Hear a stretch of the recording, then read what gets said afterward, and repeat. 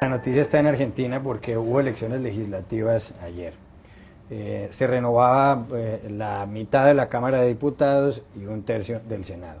Ganó el kirchnerismo, o sea, fue la más votada, la fuerza de la presidenta Cristina Fernández de Kirchner. Obtuvo 14 de las 24 bancas del Senado en disputa y 48 de las 127 de las cámaras de diputados.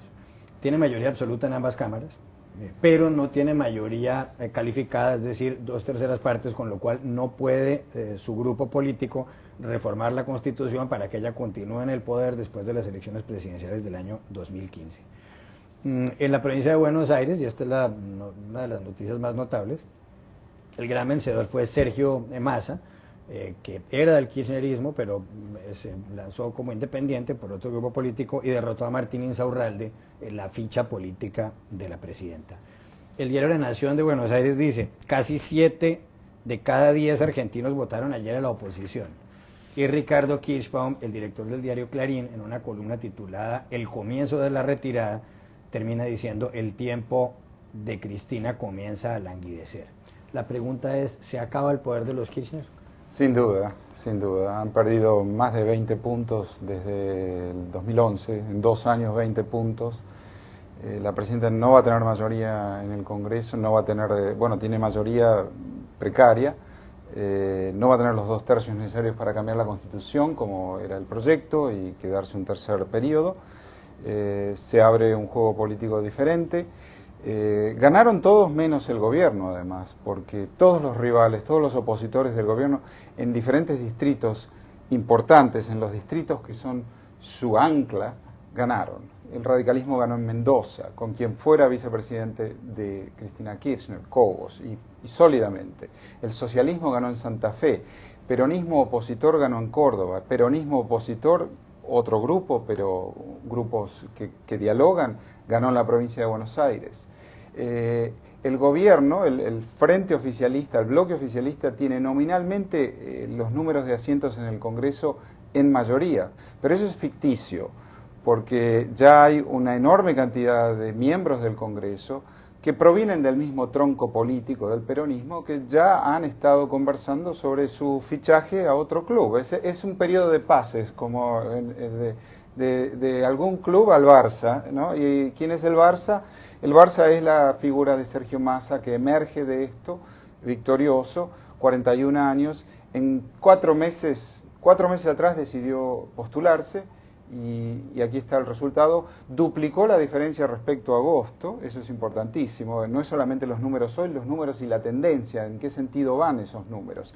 Ganó por 6% de diferencia en esas primarias de agosto, anoche ganó por 12%. Entonces, definitivamente es un cambio de tiempo político, y enhorabuena, ¿no? Porque la sociedad, debo decir, orgullosamente como argentino, ha hablado y ha dicho: no queremos perpetuación de nadie en el poder, queremos cambio. Y eso es saludable.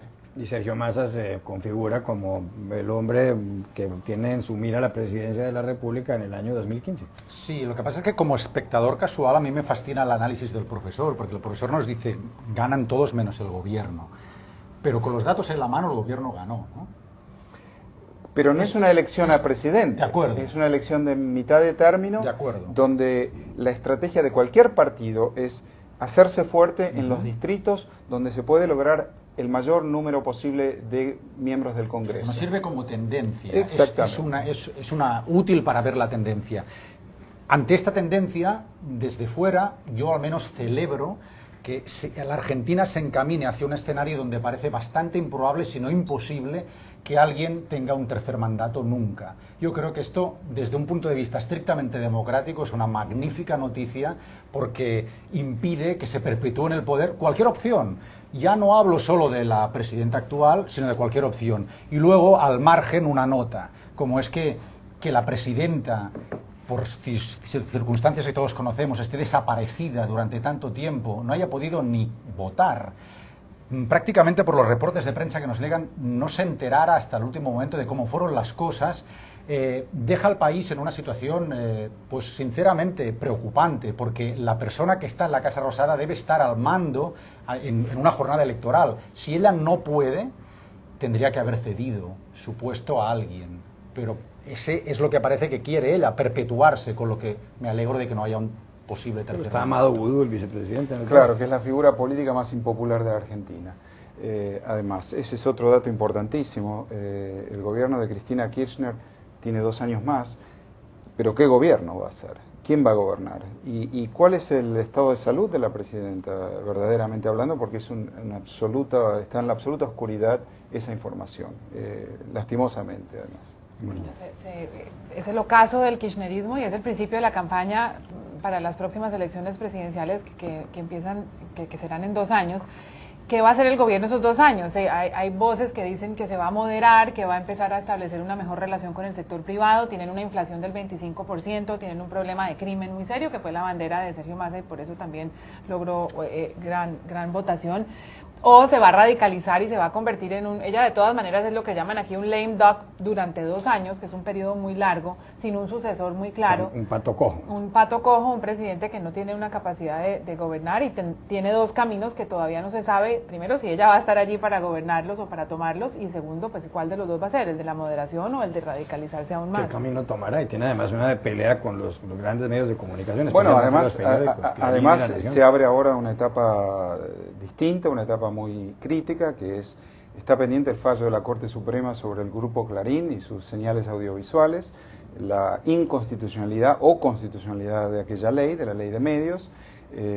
Había incertidumbre respecto a dónde estaban posicionados los miembros de la Corte Suprema. Esperemos que ellos escuchen este mensaje también. Aquí está la sociedad expresando su desacuerdo con una manera de gobernar, bueno, digámoslo, autoritaria, punto. No hay otra palabra para eso.